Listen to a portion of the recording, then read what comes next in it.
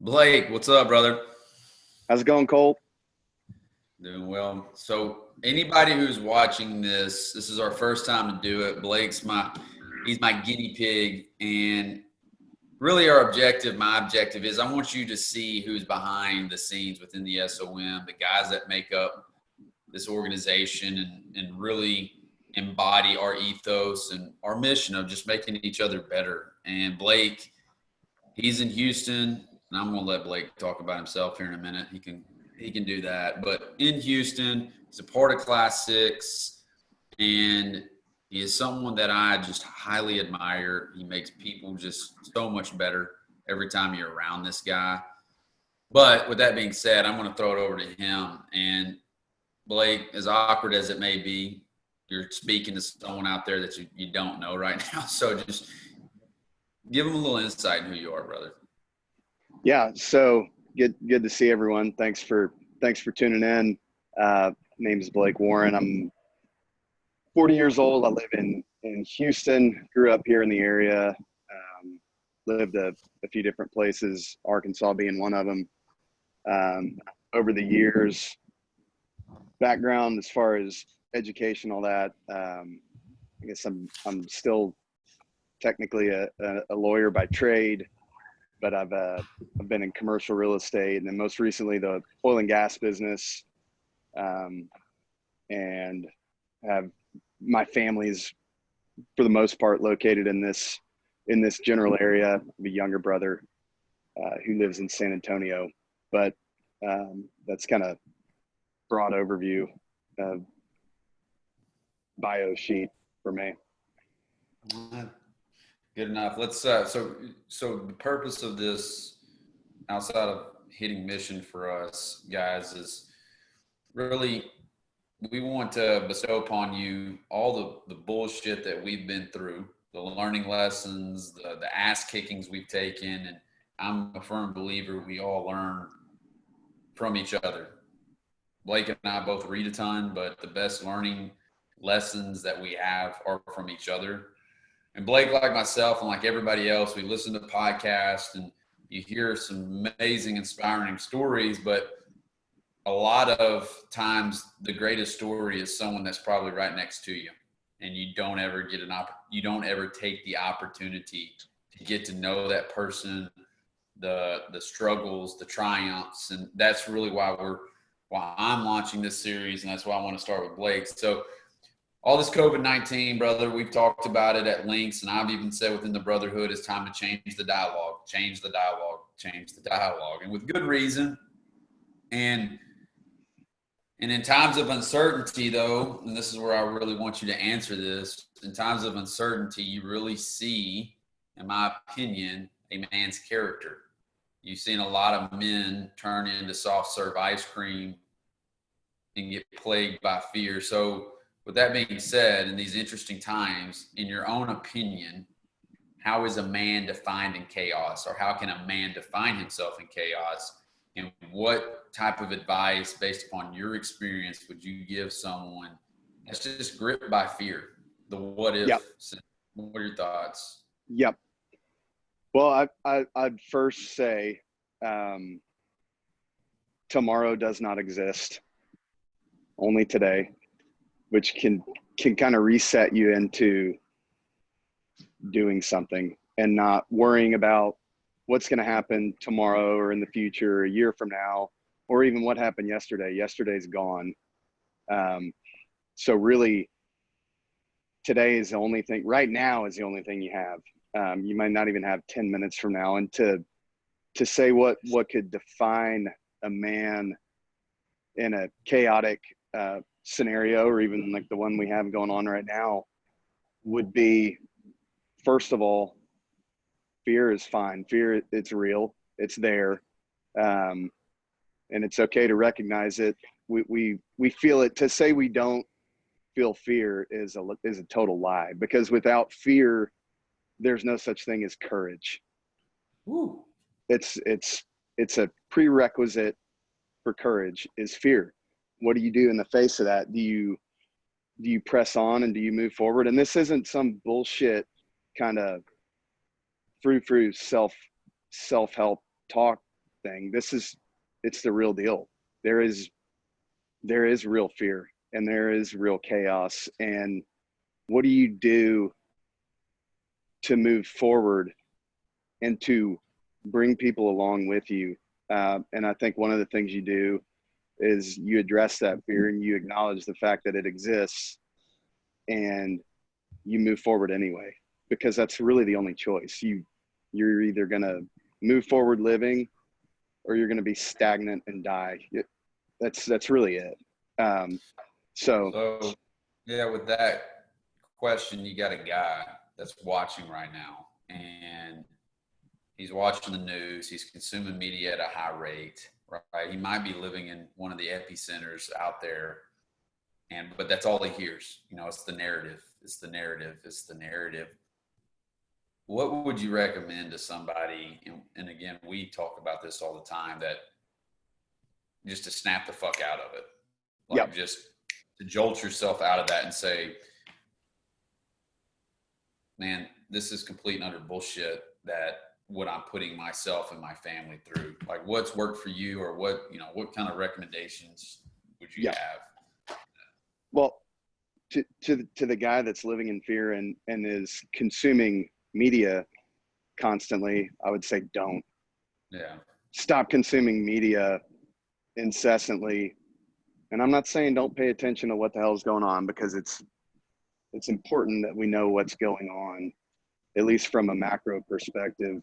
But to live in that is to not be present. It's to not, you're doing that, and it's taking you away from what you need to do right now. And again, that's not to say just ignore everything, but I have found for me that really slowing the drip down of the media onslaught has been extremely helpful, while still knowing generally what's going on.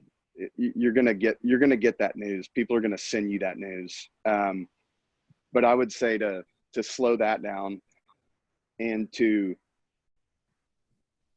do something. It doesn't matter. It really doesn't matter what it is necessarily. It more so matters that you're doing something, and it can be, something productive, right? Not, we all know what's kind of good for us and what isn't. Getting outside, moving around if you can, moving your body around, reading something that's important and worthwhile, that's going to help you advance yourself, talking to family, talking to friends, maintaining relationships, honing your craft, your work, whatever that is. If you have some skill that you want to improve upon, now's the time. So it's kind of in a weird sort of way, it's somewhat of a gift that we've been given, as this overall time period where we're all kind of shut down to a certain extent from what we lived before, from what we lived a month ago. I think that's been helpful for me.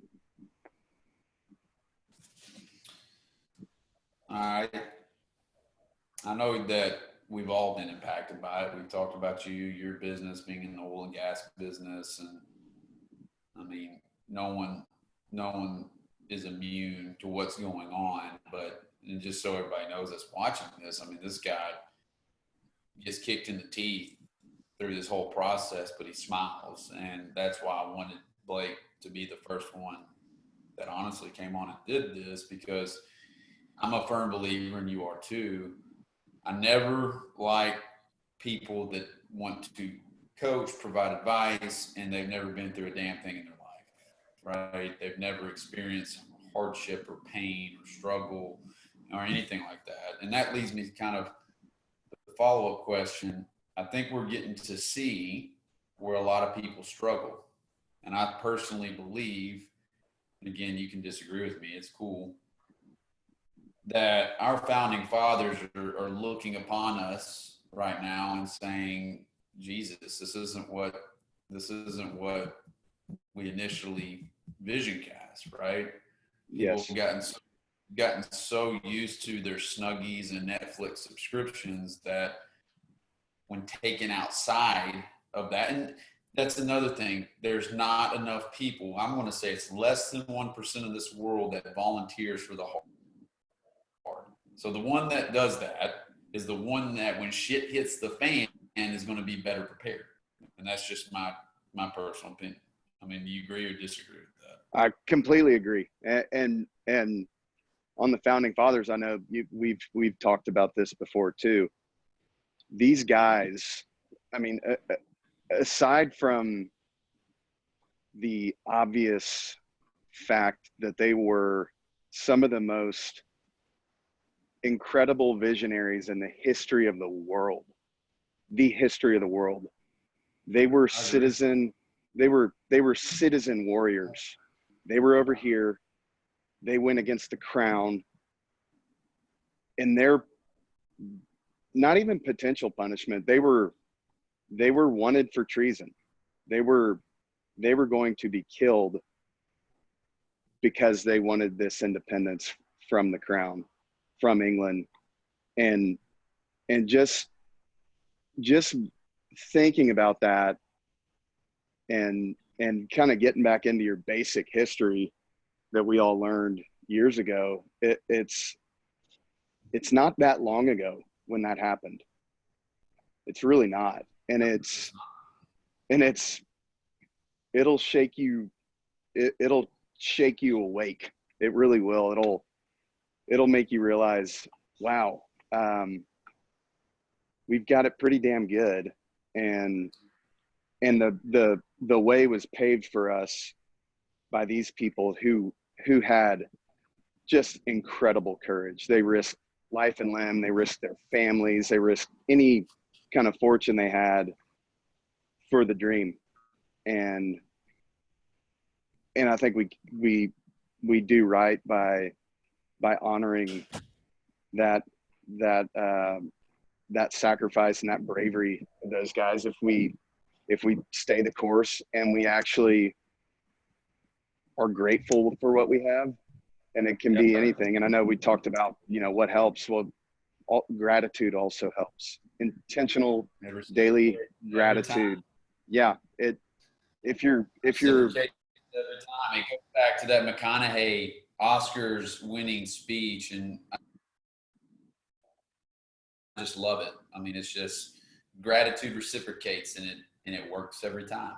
And I'm with you. I don't think enough people, and I'm not here to cast stones, neither are you, really pause and even are grateful for hardship or adversity or failure. We're always looking for that shiny object. I'm grateful that that money is flowing and shit like that, instead of like, all right, I've been slapped in the face. I mean, and what we're not saying is like, look, it's the real deal. Do your part.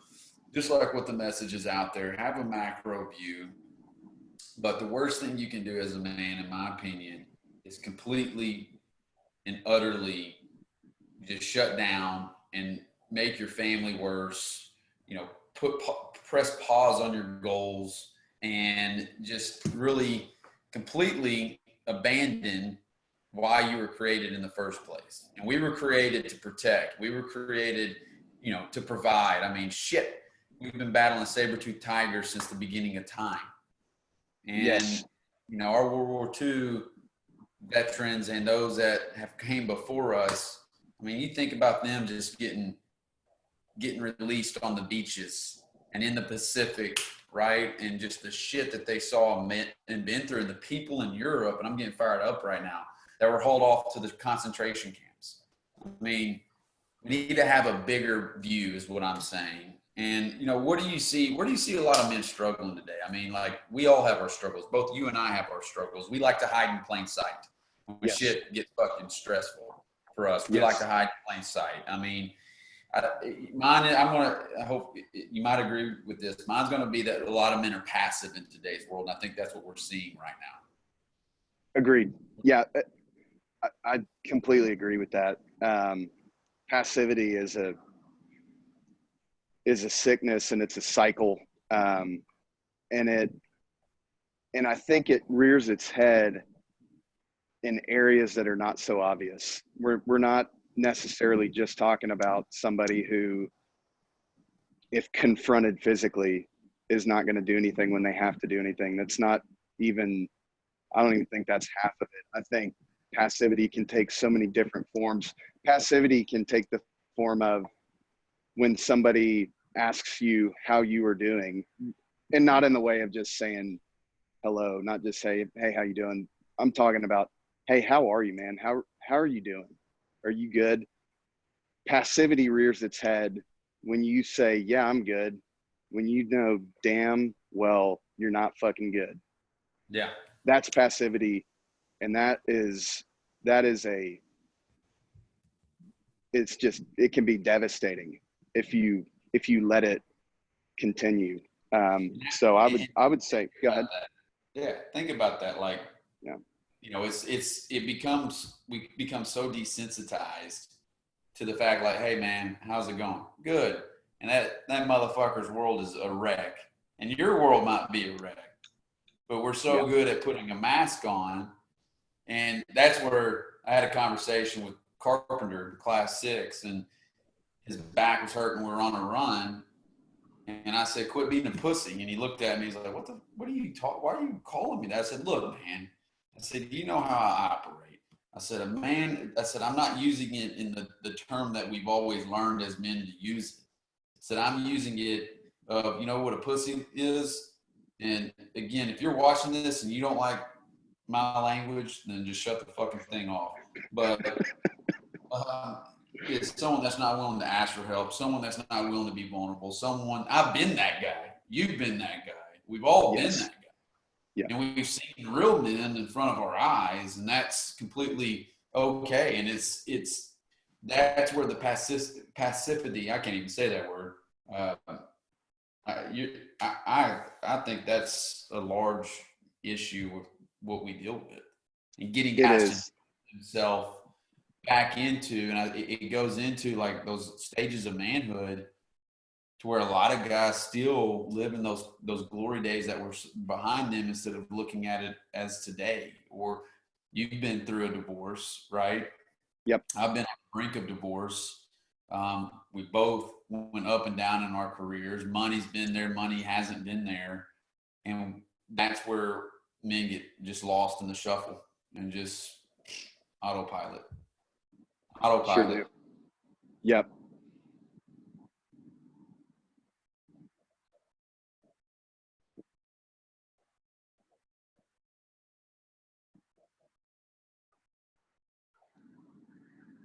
I think I lost the audio there for a second. There. Gotcha. Yeah, I didn't hear your last question. If you had one superpower, what would it be? This is such a good question, and it's probably one of those that I'll think on it more and come up with something maybe a little bit different. But I think a superpower that would be very, very awesome would be unbreakability. Hey, are you ready? Hold on. So, and that doesn't have really anything to do with the physical realm. It's more of a mental, spiritual, emotional unbreakability. I think that would be, I couldn't think of a much more useful tool to have than that. Hey, that's all. Y'all say hi to Mr. Blake? Hi. All right, y'all get out of here. Now that unbreakability is powerful. Have you ever read the book Unbroken or watched that movie Unbroken? I have. You remember when he's it's at the very end, and he has that log, that railroad tie over his head after he's just been beaten, broken, and taken everything from him. That's when a man figures out what his true why is. It goes back to Viktor Frankl's book, A Man's Search for Meaning. Awesome. And it wasn't that he was, it wasn't that he was physically strong. It was the internal, you weren't going to break his will to live. You know, he wasn't Right. going to exist. I'm getting chills just thinking about that. Mine would be vulnerability. We talked about that before we pressed record. Yep. And the only reason why I say that is that when I'm at my most vulnerable, raw point, and I don't truly care what someone says or thinks about me pouring my heart out into the world, I know that it radiates and makes people that much stronger and better. Yeah. And I know Couldn't agree more. Yep. I operate in freedom for me. Yep. Because, you know, that's just, I don't know, man. That would be mine. And I would love to know, if you're watching this video, what yours would be too, right? So it's one of those things to ponder on, because I'm sure that a lot of guys are going to say the Captain America's, Iron Man's, and what we typically associate with. I'm challenging you. Blake's going to challenge you too. Unbreakable, vulnerability. What does that look like from right here, right? What does it look like from right here when everything is stripped away from you? You have nothing left, but you have that superpower. Because I'm going to tell you, every movie, every comic book, everything we talk about, that hero deals in hope. But if he can't put hope inside of his own heart, how is he supposed to distribute it to those that he loves, those that he's saving, those that he's putting, you know, that he's going to ultimately help in this world? So Yes. Yeah. And that on your vulnerability point, that it really is it, for anyone who's experienced it. I've experienced it kind of recently, and it's almost a state of nirvana. it is. I feel like, and it does spin this energy off of you that's really like nothing else. And it is an altered state, and it's one that once you get there, it's scary as shit getting there. And that's not to say it won't be at times, because it is, but it's one that once you get there, you know you will not resist going there again when you know you have to go there. Well, you were there just recently, Yeah. and talk about the power that from that call, that team. I mean, man, it gives me chills just thinking about it. And this isn't the place to share what we talked about, but I will share the context of, it takes a real man, and this is why I wanted Blake to be the first guy on here. It takes a real man, a true leader. And I'll have one more question now that we're just going to continue talking, to really go to that level. In my opinion, a lot of guys stop. Stop because they're scared of what's on the other side, meaning their ego is saying, hold on, man, no fucking way. Who knows what's going to come after this, right? Like what's on the other side of it? How are they going to look at me type of deal? Yep. Yeah. It is one of those things. It's kind of, I would maybe compare it to it's like this kind of bright light, and it's such a bright light that it kind of scares the shit out of you. But you say, fuck it, and you go towards it. And then you do that knowing that there is exposure involved, and there is a possibility, and you certainly hope it doesn't go this way, but you say, fuck it anyway. There is a possibility that people could think differently of you because of it, but you do it anyway. And you gain this different perspective, and it helps you personally, first of all. But then what I think you come to find out is it really can strike a chord with other people who might have dealt with or are dealing with similar things. And it does, it puts you into this different, I don't know how to describe it. It's like a different type of wavelength, and you just feel different. And I think you project different. Do you think it's a spiritual component? I think it is. I think it has to be. I think it's so powerful that it can't be something, it cannot be something from within yourself. And I'll give you an example. I was a couple days ago, I just went for a run at the park here. And there were a lot of people out there, which is, side note, a great thing that's happening as a symptom of this whole situation we're dealing with. People are getting out and doing things and playing and having fun. But I noticed when I was running, people that were running in the other direction, I first of all felt like my senses were a little heightened. And I noticed a number of people that I kind of locked in with eye contact, and they'd just kind of give a nod, and I'd give one back. And it wasn't because I was doing some crazy badass thing, or I looked a certain way. It had nothing, in my opinion, to do with that. I think I truly believe it had everything to do with this just burst of energy that was firing off, that was not from within, it was from somewhere else. And I didn't, that it was a gift. It was not, it was a gift, and I think it still is a gift. And it's one it's our responsibility to use that vulnerability to help people, because you feel it, and you I don't know, it's hard, it's difficult to put into words, but it's palpable. It really is. What would you tell a guy if he's scared of shit? He's scared shitless of it. What would you tell him right now? You know, he's has something to say. He feels it right here. You and I both in there.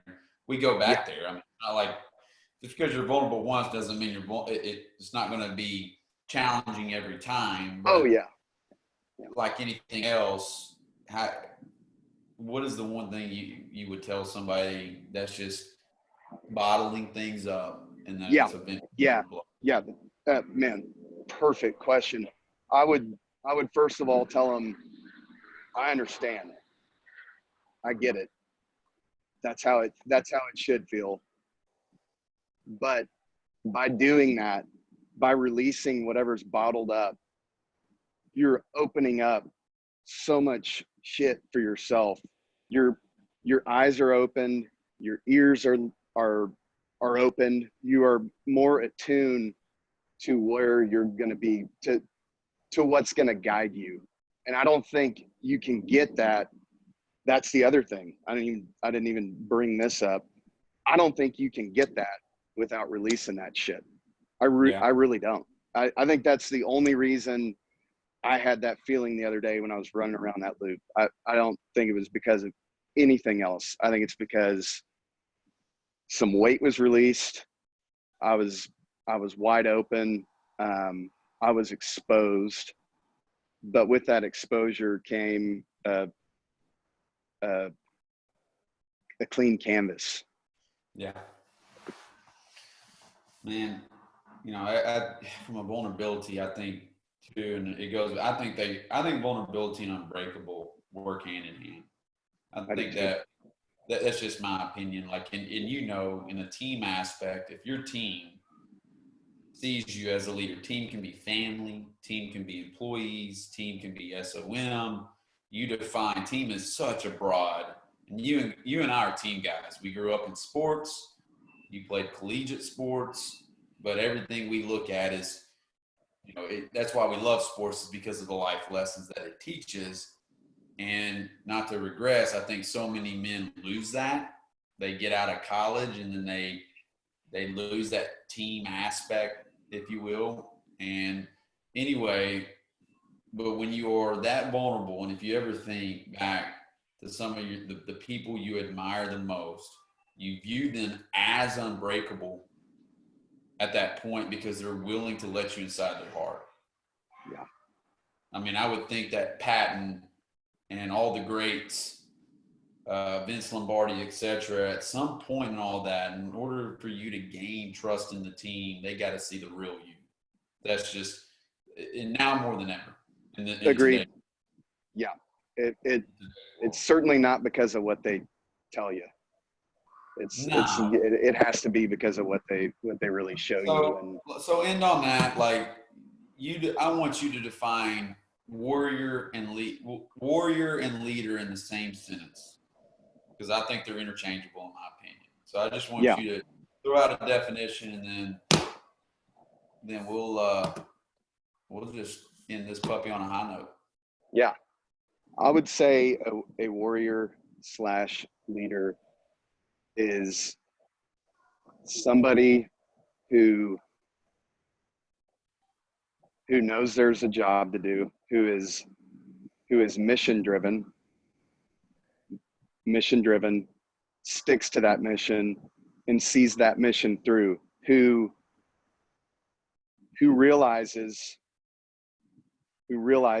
as a warrior or a leader that his little feelings and his little personality and his little wants and his little needs are always secondary at best secondary to the mission of the team. I think that's it in a nutshell. I think it's a guy who can do that is a guy that can be also an extremely effective follower, which is, I know we've talked about this. You got to be that. To be a leader, you got to be a follower first. That's what I think.